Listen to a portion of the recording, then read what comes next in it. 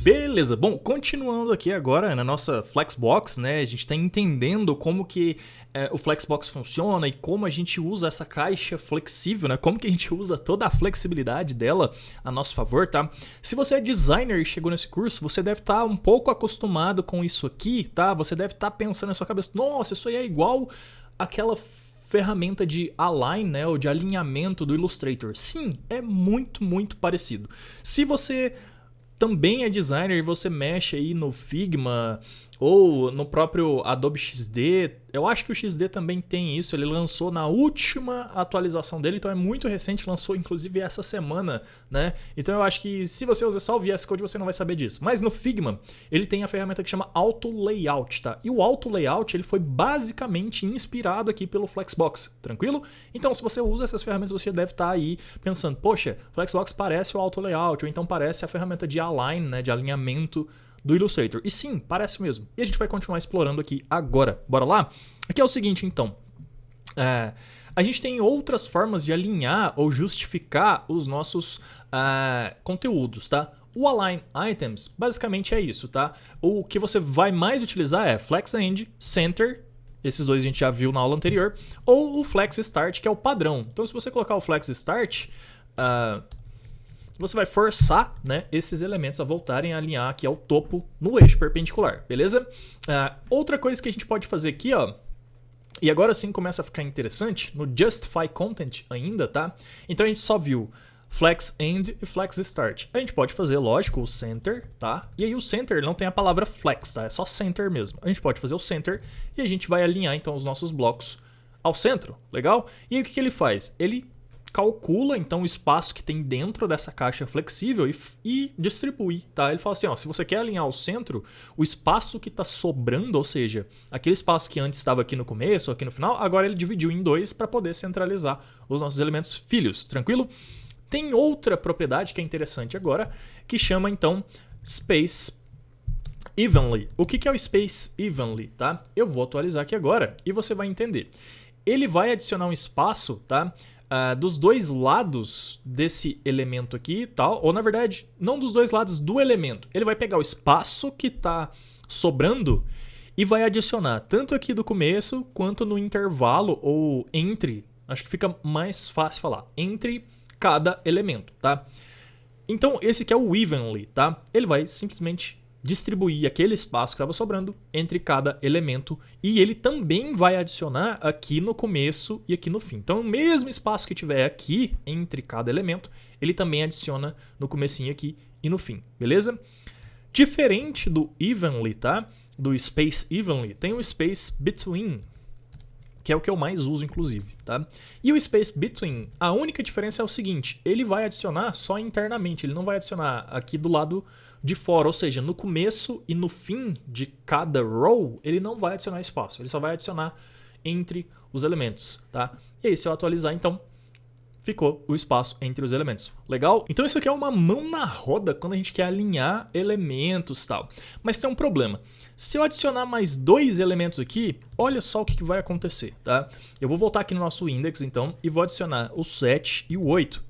Eu não sei se... Eu acho que eu vou precisar adicionar tipo uns 3 para acontecer o que eu quero que aconteça. Então eu vou adicionar o 7, o 8 e o 9, vai? Então vai ser o 7, o 8 e o 9. Beleza, vou salvar e vou voltar aqui agora.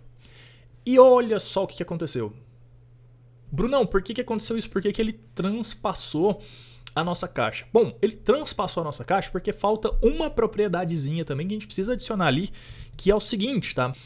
A Flexbox ela não sabe o que você quer fazer com esses elementos quando eles têm mais largura, quando os elementos filhos têm mais largura do que a própria caixa, do que o próprio elemento pai. Então, no meu caso, eu uso para fazer listas, tá? Então, para fazer listas, eu teria que fazer o quê? Jogar esses elementos que estão sobrando aqui para a linha de baixo. E para fazer isso, como que a gente faz? Tem uma propriedade nova chamada Flex Wrap, tá? Ou embrulhar, se fosse traduzir, beleza? Então, a gente coloca Flex Wrap. E aí, ele dá duas opções pra gente. Wrap ou No Wrap, tá? Se eu colocar No Wrap, assim, ó, ele vai continuar do jeito que tá. Vou atualizar e não aconteceu nada, tá vendo? E agora, se eu colocar Wrap, ou seja, embrulhe, ou seja, quando eu chegar no final, jogue isso para baixo, tá? E vou atualizar aqui agora. E aí ele joga para baixo. Só que agora gerou um efeito colateral. Tá vendo o que aconteceu? Por que aconteceu isso? Porque ele jogou um elemento aqui do lado esquerdo e outro lá do lado direito e tal. E por que ficou esse espação aqui entre um elemento e outro, tá? Basicamente é o seguinte, a gente não falou para ele que a gente queria space between, tá? Ele vai aplicar isso em todas as situações, ou seja, se na linha de baixo eu tenho só 2 elementos, ele aplicou o space between, o espaço que estava disponível entre os 2 elementos. Então por isso que ficou assim. E aí como que a gente resolve isso aqui então para os nossos... se a gente quisesse que essa caixinha e essa aqui ficassem ao lado uma da outra, né? A gente tem que trocar o nosso space between agora que a gente sabe que todos os nossos elementos vão ocupar pelo menos uma linha inteira e depois ir para a linha de baixo, a gente volta aqui para flex start. E aí vai acontecer o quê? As nossas 2 caixinhas aqui vão se juntar aqui embaixo. Vou atualizar e agora sim. Ah, Bruno, mas aí eu perdi o espaço entre cada elemento. Sim, você perdeu e infelizmente ou é uma coisa ou é outra. São as opções que o Flexbox dá pra gente. Como que eu faço então quando eu quero esse comportamento aqui e eu quero manter o espaço? Aí eu volto para as propriedades básicas de CSS e tal, que é o seguinte, eu vou falar o seguinte, como a gente está colocando as básicas aqui, eu vou falar o seguinte, opa, não é aqui, é no elemento filho, na verdade, eu vou falar o seguinte, eu quero um margin, right, por exemplo, de 4 pixels, sei lá. E aí eu coloco o margin right de 4 pixels e ele vai adicionar um espaço. Se não couber o último elemento aqui, ele vai quebrar a linha. Ah, não coube. Então tá bom, vamos colocar 3, vamos ver como que fica. Vou atualizar. Também não coube 3, vamos colocar 2 para ver se sobe 1 lá para cima. 2 subiu, ó, legal, então funcionou. Basicamente é assim, eu vou calculando e tal. Eu não uso para quando quebra linha ou para quando eu sei que os elementos não terão uma divisão espacial que dá que me proporciona criar esse espaço aqui entre cada elemento, tá? Então isso é uma coisa que tem que pensar até lá no momento do design, tá? Quando o designer está fazendo a interface, se você for designer e estiver aprendendo isso aqui, é uma dica muito válida, tá? O seu programador front-end ele vai tender a usar o Flexbox. Então se ele vai tender a usar o Flexbox, o seu design ele tem que comportar esse espaçamento aqui entre cada elemento e se ele for usar o Flexbox, tem que comportar que ele use o Flex Start e que quando quebrar a linha, tá?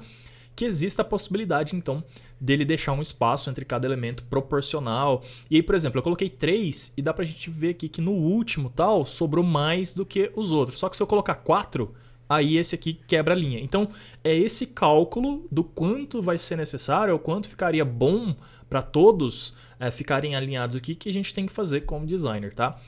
Bom, basicamente é isso aqui sobre os tipos de alinhamento aqui no Justify Content, beleza? E aí na próxima aula, então, a gente vai passar aqui pro Align Items, tá?